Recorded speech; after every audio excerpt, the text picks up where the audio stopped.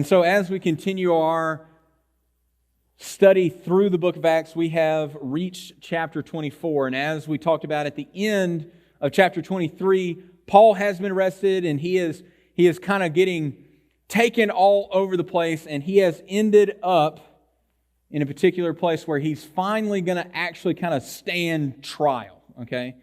So we are going to look at the trial of Paul, and we'll just kind of see how Paul is put in front of a kangaroo court of sorts. Nothing is the way it ought to be. The proceedings are not done in an orderly fashion or to the ways of truth and justice and whatnot.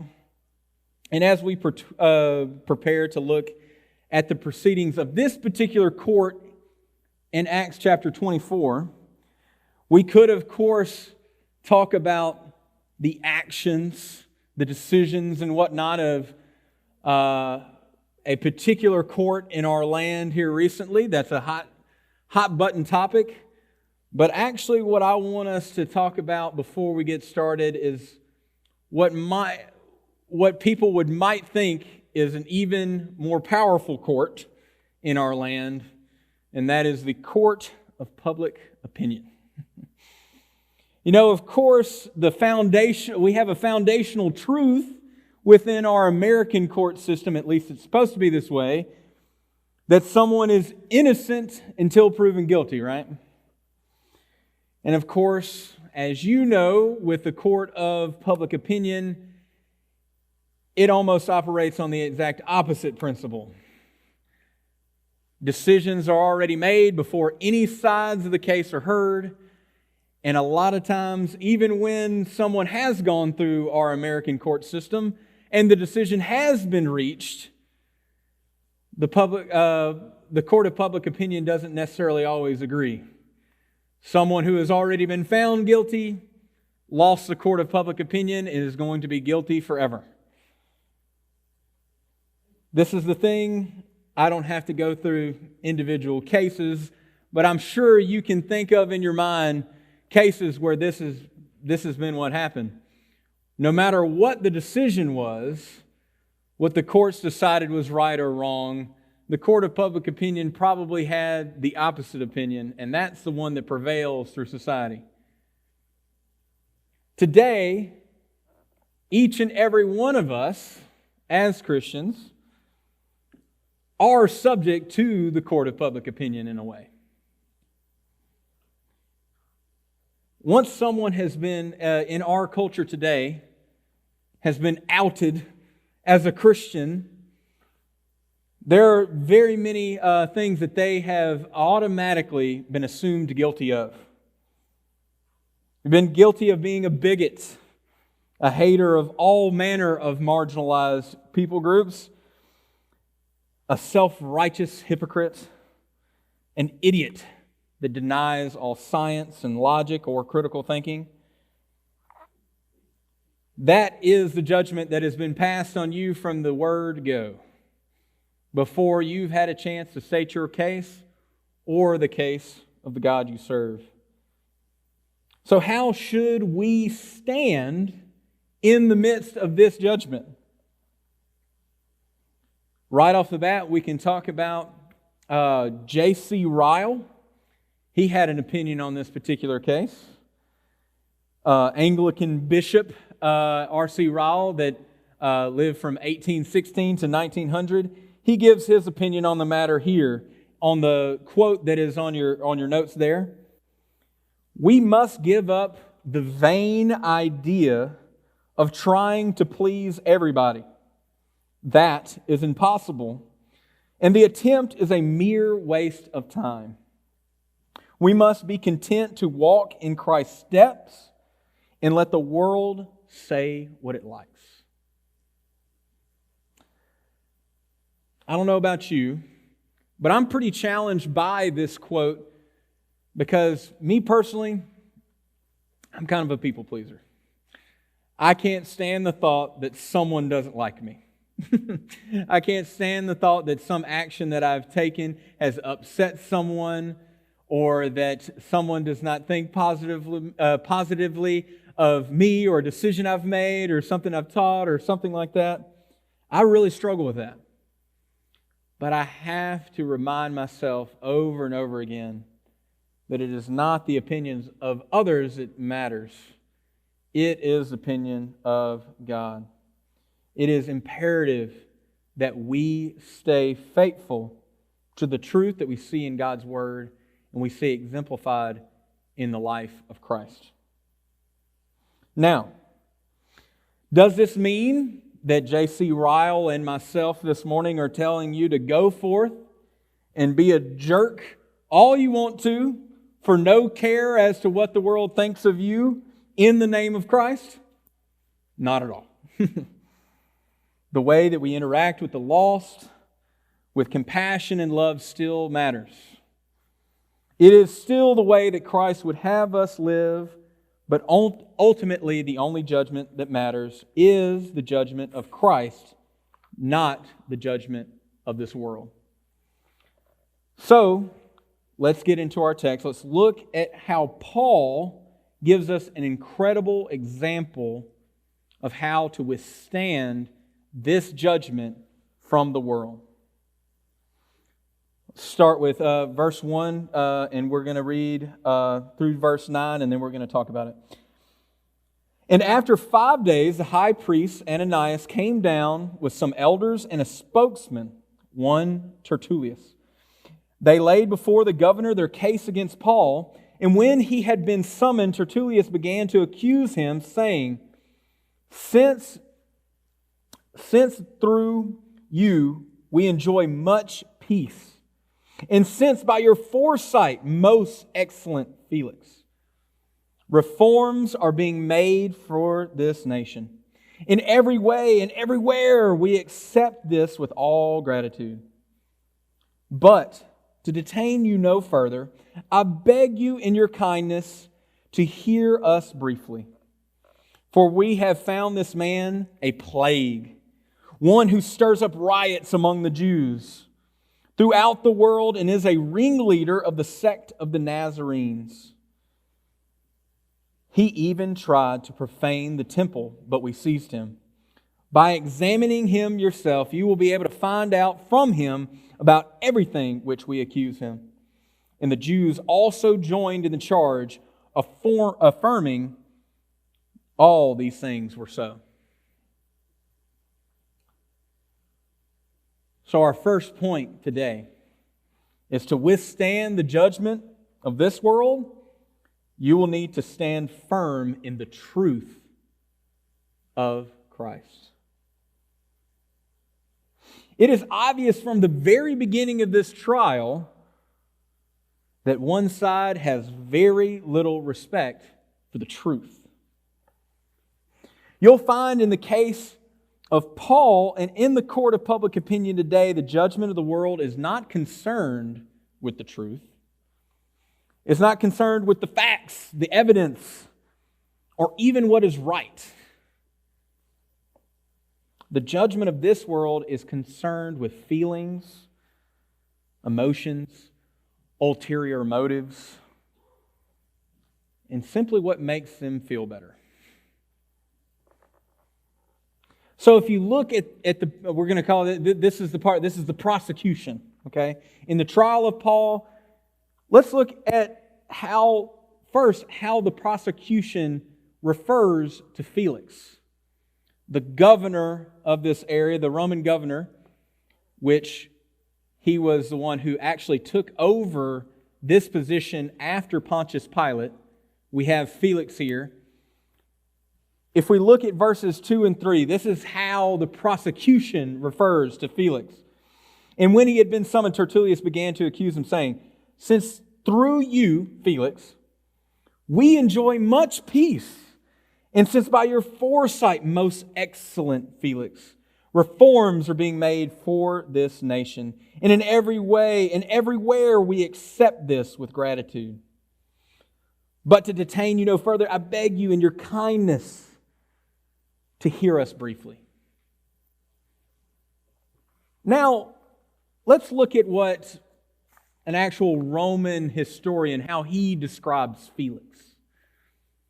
This is the Roman historian Tacitus on Governor Felix.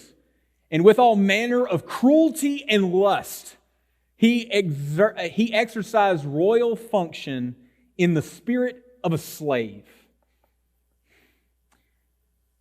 History did not actually reflect that Felix was all that great a guy. In fact, he was the first Roman official here that started his life off as a slave. He was a slave, him and his family, and his freedom was bought later in life, and eventually he rose up to this position really only by way of nepotism.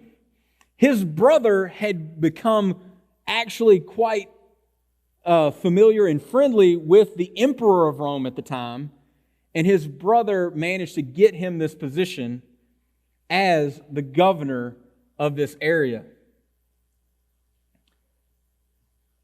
And it is obvious that none of these things that Tertullius has said about Felix is actually true. He's simply just buttering him up. He is just flattering and he's laying it on thick. He knows that the truth is not on his side. He knows that he needs a little something extra to get this conviction of Paul that he's looking for. Now let's look at what Paul is actually being accused of. Paul is being accused of, if you look at verses 5 and 6, you'll look, for we have found this man a plague, one who stirs up riots among all the Jews throughout the world and is a ringleader of the sect of the Nazarenes. He even tried to profane the temple, but we seized him. So, he is being accused of causing riots, aka disturbing the peace, which in Rome, the greatest value that they had was what was called the Pax Romana, the peace of Rome. You knew that if you were in a Roman territory, that there would be peace. Any slight problem was met very harshly. Riots, those kind of things, disturbances, because the Romans wanted their territory to be peaceful. In a way, this is what kept the Roman Empire going for so long, that people wanted to be part of the Roman Empire because they knew they would be safe. They would be taken care of. The Roman Empire was orderly and nice and everything like that. It was peaceful. And so to be accused of starting riots, that was what would really trigger a response from Rome. Causing riots, disturbing the peace. He was described as a leader of the sect of Nazarenes. Now, this is actually the only time in the New Testament that we see Christians, essentially this is a term for Christians at this point in this chapter. This is the only time we see Christians described as a sect of the Nazarenes. Now, Jesus being from Nazareth, this connects this group to Jesus. We see elsewhere, we see that for the first time, Christians were called Christians in Antioch, and it was a derogatory term, little Christians, little Christs. And it was meant as a term of derision or a term of ridicule. This term, the sect of Nazarenes, would serve two purposes for the Jews going against Paul. First, it very much so was a term, a derogatory term, a term of derision. If you see elsewhere in Scripture, we see the response of some when they hear about Jesus being from Nazareth. Their response is, Nazareth? Does anything good come from Nazareth? So he's obviously being ridiculed here. Nazareth was not looked upon favorably. But also to describe it in such a way, a sect of the Nazarenes. This put them in this fringe group that could easily be looked upon as a treasonous one. one that follows after this Nazarene that by earlier accounts called himself the King of the Jews and put himself as a king even above Caesar. Those kind of things. So far he has been accused of disturbing the peace, which is of great importance to Rome. Treason, essentially. And then, just kind of snuck in there at the very end, he even tried to defile the temple. Now this is the Jewish people accusing Paul before this Roman governor, and they want to make sure, he also tried to defile our temple. Rome would not have cared one lick if the temple was defiled. But that's really what got him here. They were mad because he had defied the temple, but they had to add these other charges to get him into court, to see a Roman judge. Does this sound familiar? A man brought before a Roman governor on trumped up charges? If we look at Luke chapter 23, verse 2. And then they began to accuse him, saying, "We found this man misleading our nation and forbidding us to give tribute to Caesar, and saying that he himself is Christ, a king." In much the same way that the Jewish elite brought Jesus before Pontius Pilate, now these Jewish people have brought Paul in front of his successor, Felix. They want him dealt with, and so they came up with any version of breaking the law of Rome they could in order to get him dealt with by the highest authority at the time, Rome. They didn't really care about him breaking the Pax Romana or being treasonous to Rome. They just wanted to get rid of him because he was preaching Christ. And in their eyes had defiled the temple. But they needed to find something to stick on him to get him dealt with by the Romans. They had no respect for what was actually true about Paul. What was actually right. Let's look at how Paul responds to these charges. Starting in verse 10. And when the governor had nodded to him to speak, Paul replied, "Knowing that for many years you have been a judge over this nation, cheerfully I make my defense." We don't see any flattery of Felix here in Paul's response. You can verify that it is not more than 12 days since I went up to worship in Jerusalem. And they did not find me disputing with anyone or stirring up a crowd, either in the temple or in the synagogues or in the city. Neither can they prove to you what they now bring against me. But this I confess to you, that according to the way which they call a sect, I worship the God of our fathers, believing everything laid by the law and written in the prophets, having a hope in God, which these men themselves accept, that there will be a resurrection of both the just and the unjust. So I always take pains to have a clear conscience towards both God and man. Now, for several years, I came to bring alms to my nation and present offerings. While I was doing this, they found me purified in the temple without any crowd or tumult. But some Jews from Asia, they ought to be here before you and to make an accusation, should they have anything against me. Or else let these men themselves say what wrongdoing they found when I stood before the council. Other than this, one thing that I cried out while standing among them, it is with respect to the resurrection of the dead that I am on trial before you this day. First of all, doesn't this sound like the response of someone who actually has the truth on their side? Have you ever seen a trial or even just a dispute Whereas obvious one person had the truth on their side.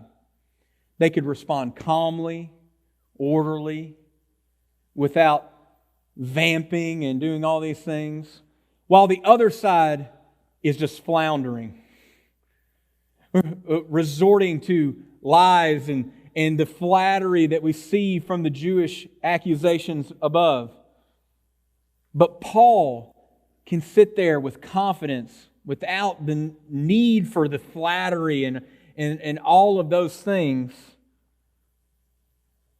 And just like in this case with Paul, this only works if the truth really is on your side. Let's look back at verse 16 very quickly. So I always take pains to have a clear conscience towards both God and man. Remember those terrible things that we talked about at the beginning of the message that as a Christian you're assumed guilty of? Being a bigot, hateful, hypocritical, an idiot. The thing is, nothing in this message or in God's Word is going to help you if those things are actually true. When you stand accused by the world and you actually are a bigot, you actually are hateful, you actually are someone who is hypocritical, you actually are someone who denies all logic and critical thinking, you're not going to fare very well in this court or the next. And unfortunately, that is true for some of our brothers and sisters in Christ. Possibly you've run into some that when they stand accused of these things, it is actually true of them. It's quite unfortunate that sometimes the most curmudgeonly and angry and cynical and stuff among us are sometimes people that sit in the pews right next to us. But we see from this example of Paul, he takes pains to keep a clear conscience before both God and man. See to it that when you are put on trial by the world, by the court of public opinion, that those things that they accuse you of aren't true. And that's up to you. Paul also gives his defense as such. First of all, these accusations are simply not true. I've only been here for 12 days. I haven't caused any riots. I haven't done any of these things. When I went into the temple, I was purified. I went about it in the correct way. Also, my true accusers, the ones that saw me go into the temple, they're not here today. My actual accusers are not in court. And here's the thing. By Roman law, and Paul would have known this as a good Roman citizen himself, that the case against him should have immediately been thrown out the second it was brought to light that the people that were actually accusing him were not in court that day. They had a couple elders that had nothing to do with it who hired a spokesperson, Tertullius, to represent them. Yet the ones who brought him in, who arrested him for defiling the temple in Jerusalem, were not there. And the second that this court continues, even after that statement, we now know that not only the prosecution does not stand for truth, but neither does the judge, Felix. Then he gets to the core of the matter at the end of his defense. He's like, it's not because I cause riots. It's not because I do this or that I'm a part of this group or that group or anything like that. The matter at hand is the resurrection. He says in verse 21, "It is with respect to the resurrection of the dead that I am on trial before you this day." It is because of the resurrection. First of all, if he was standing before the Sanhedrin, the resurrection of the dead, period, would be a problem for the group called the Sadducees. They believed that there was no resurrection of the dead. And they took a problem with Paul talking about one of the last times we see Paul in front of the Sanhedrin. That's kind of how he got out of that predicament, is he got to the Pharisees and the Sadducees to just argue about the resurrection. And then eventually he slips out, and then we eventually get here before Felix. And once again, he's bringing up the resurrection. He said, for the Sadducees, the resurrection at all, they want to kill me. For the Pharisees, the resurrection of one man that I preach is really the problem here. The resurrection of Jesus Christ. As Paul went throughout this Jewish world, he refused to stop spreading the gospel. He refused to stop preaching the resurrection of Christ. And so as Paul stands before this court, he says they can bring up any charges they want to. The real issue here is they can't stand to hear the gospel. They have brought me before this court. They say all these slanderous things about me because they can't stand the gospel. That is the same thing as us today. You will get brought upon these charges of being those bigot, those hateful people, those idiots. Not because that's necessarily true, but because the world hates to hear the gospel. And they have brought you before this kangaroo court of public opinion to try to pin all of these terrible things on you. But Paul stands firm in the truth of Christ. Sometimes our natural reaction when receiving this kind of backlash would be to relent and to all too often compromise on the truth. When you stand for Christ, when you stand for the gospel, you're going to have to stand for certain truths that the world hates. Stand firm in the truth of Christ. Our second point here, to withstand the judgment of the world, you need to be armed with the gospel of Christ. To withstand the judgment of this world, you will need to be armed with the gospel of Christ. Now we get to the deliberation.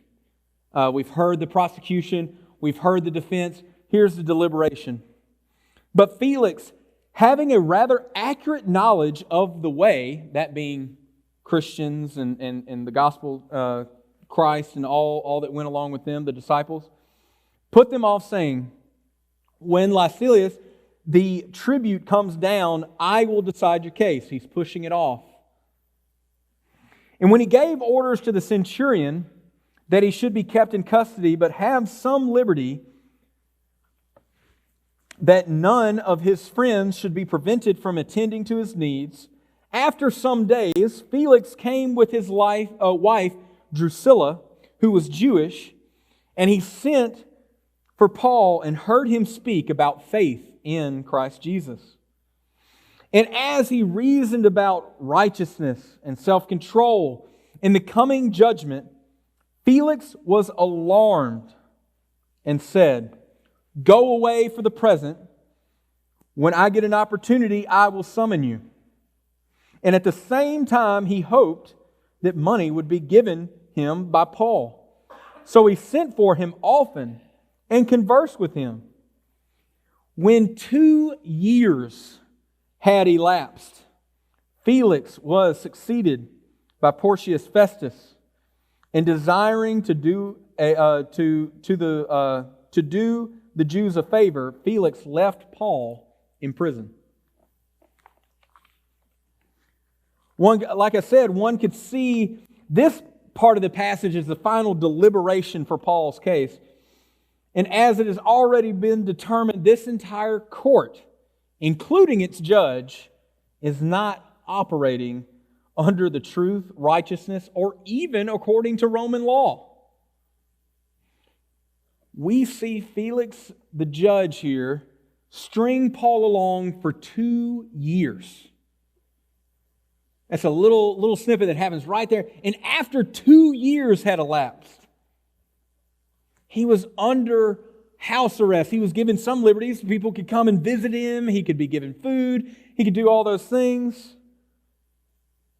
But for 2 years, Felix refused to make an actual decision on this case. When we had just said earlier, the moment that it was discovered that his true accusers weren't there, it should have been thrown out. Yet he sits on this for 2 whole years. We even eventually see in verse 26 part of Felix's actual motives, his ulterior motives that we talked about. And at the same time, he hoped that money would be given to him by Paul. Probably he had heard part of this whole thing was that Paul had this big collection that he was bringing from the Gentile churches to the church at Jerusalem for the Jerusalem poor and the Christians there in Jerusalem who were under persecution from the Jews and everything like that. So Felix had heard during the dispute, Paul, at least at one point, had a large sum of money with him. And he hoped that money would be given to him by Paul, so he sent for him often and conversed with him, kept him on the line, hoping to eventually get a bribe out of Paul. Now, despite all of this adversity, Paul did not give in. And he stuck with the gospel. Paul could have ended this. He could have gave in. He could have pled in a different way. He could have just given up the defense. He could have given that bribe that Felix was looking for. He could have gave him the flattery that the Jewish people were giving them. But instead, he gave him the gospel. If we look at verse 25 again, and it says, as he reasoned with him about righteousness, self-control, and the coming judgment, Felix was alarmed and said, go away for the present. When I get the opportunity, I will summon you. In my study, one pastor noted that Paul possibly couldn't have picked 3 worse topics to discuss with Felix if he was trying to appeal to the world. He said he reasoned with him about righteousness, what is actually right, what is actually good, self-control, and the coming judgment. You might, they said that you're starting a new church, maybe avoid those topics at first, get you a good audience and, give them the fun, and then maybe eventually get, no, Paul cut right to it. This is not what you want, Felix, but this is what you need. When we stand judgment from the world, when the world looks at us with contempt and accusations of all these different things, we could respond with that reaction of wanting to be those people pleasers, compromising this truth and giving them what they want to hear, that they're deep down good people, that they're okay, that, just be a good person. You could give the world what they want to hear, but that's not what they need to hear. A sinful, self-serving world does not want to hear the gospel. They do not want to hear that truth. And yet it's the very truth that they must hear. Speaking truth is what will turn the court of public opinion against you. It's the truth that will spawn all the lies that are fed against you. Are you willing to make the sacrifice the same way Paul was? To not give the world what it wants to hear, but to give them the gospel. The world doesn't want to hear that they're not good enough on their own, that their good works won't save them. They want to hear what will tickle their ears. honestly, what will line their pockets from time to time. Let's reread verse 25 and make our final point. And as he reasoned about righteousness, self-control, and the coming judgment, Felix was alarmed. And he said, "Go away for the present. When I get the opportunity, I will summon for you." And our final point of today is to withstand the judgment of this world, you will need to look forward to the coming judgment of Christ.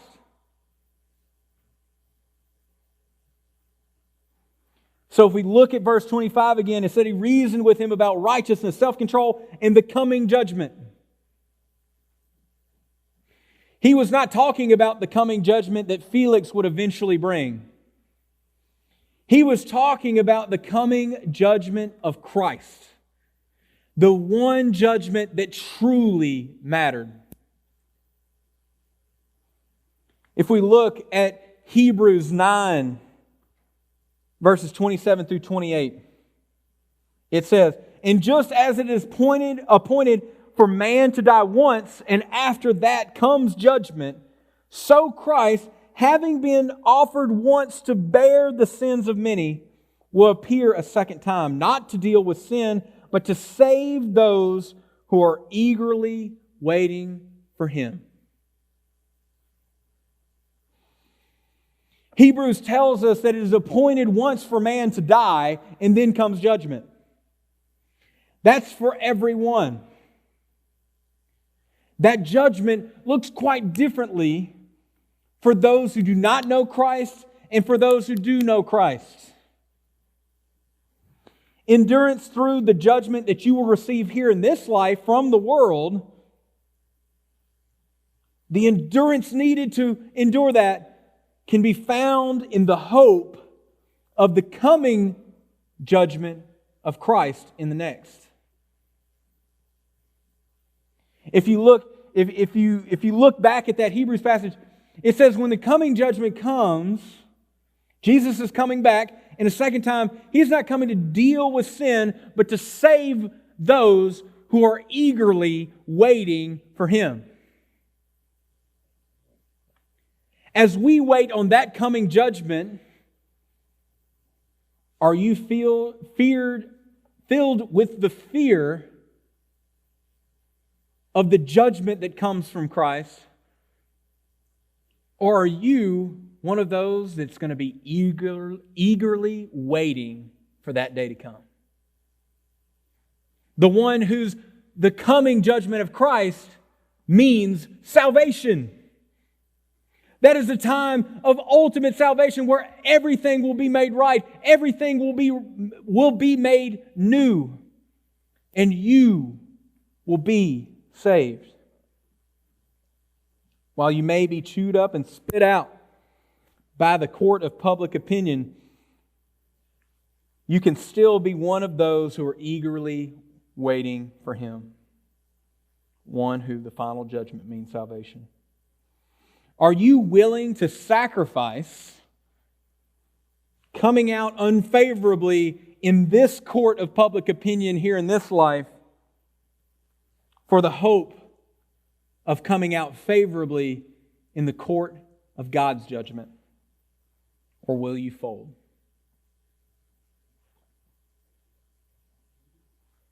I told you that this was our last point. I've got a bonus fourth point here. It's a classic Baptist preacher method here. In closing, and then have three more points. Our bonus fourth point here.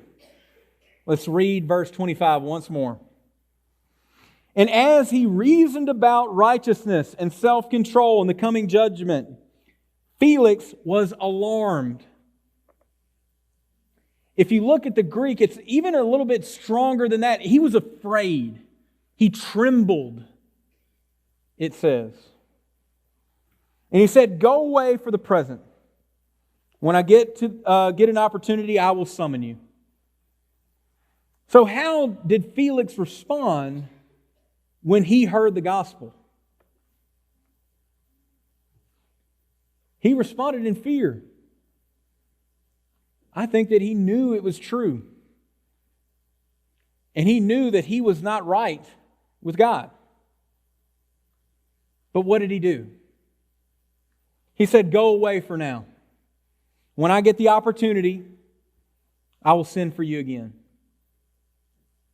And y'all remember how long it took, how long Paul was strung out on the line here? It said for over 2 years. He sent for him multiple times, not hoping to hear the gospel again, not for his opportunity to respond to the gospel, to get right with God through the faithful ministry of Paul, but to try to get that bribe he was after, it says. But I think it's very important that we see Felix was afraid. He trembled. He had a visible response to hearing the gospel. Something struck him, but he just put it off over and over again for 2 years, until eventually he wasn't the governor anymore, and he was taken over by Porcius Festus. I read once, atheism has slain its thousands. Procrastination, its tens of thousands. Are you in this position? Or do you know someone in this position that has heard the gospel?